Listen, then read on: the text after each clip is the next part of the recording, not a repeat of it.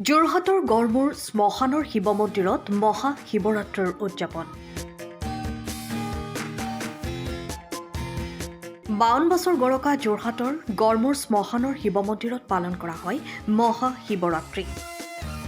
শিৱৰাত্ৰি উপলক্ষে গড়মূৰ শ্মশানত পুৱাৰে পৰা শ শ ভক্তই আহি ধূপ বন্তি জ্বলাই শিৱলিংগত গাখীৰ আৰু বেলপাত অৰ্পণ কৰে।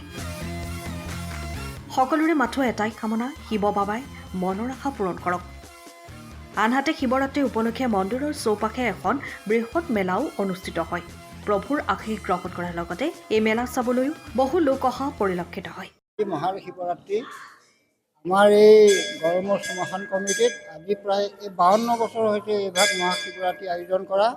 এয়া দেখিছে ভকত বৈষ্ণৱ আহিয়ে আছে, আজিয়ে নহয় 26 আৰু 27 অহা কালিলৈ আমাৰ এনেকৈ প্ৰায় 48 ঘণ্টা আমাৰ এই মহাশিৱৰাত্ৰি পালন কৰা হয় প্ৰতি বছৰ বাৰ্ষিক।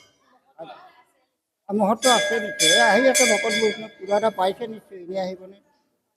সেইকাৰণে বৃহৎ মেলা হয়েই প্ৰতি বছৰে। মেলাও একে 52 বছৰ হৈছে হৈ চলিয়ে আছে। ৰাইজৰ হৈ জনাম মানে কি আৰু, ৰাইজৰ হৈ জনাবলৈ মাত্ৰ এটাই আছে, আমাৰ গীতা মাহাত্ম্যত কৈছে প্ৰভুম ঈশম অনিশম, প্ৰভু আছে আৰু নাই, গুণ ভৰণম গুণহীনম, ঢেৰ গুণ আছে একো গুণ নাই, যে যেনেকৈ ভাবিছে। আমি দুখী সুখী পাপী তাপী সমস্তকে সমানেই আশীষ প্ৰদান কৰি গৈছোঁ। সমস্তৰে ভৱিষ্যত জীৱন কুশলে থাকক। Bureau report, time of Assam. সময়ৰ খবৰ সময়ত পাবলৈ ফ'ল' কৰক টাইম অফ আছাম।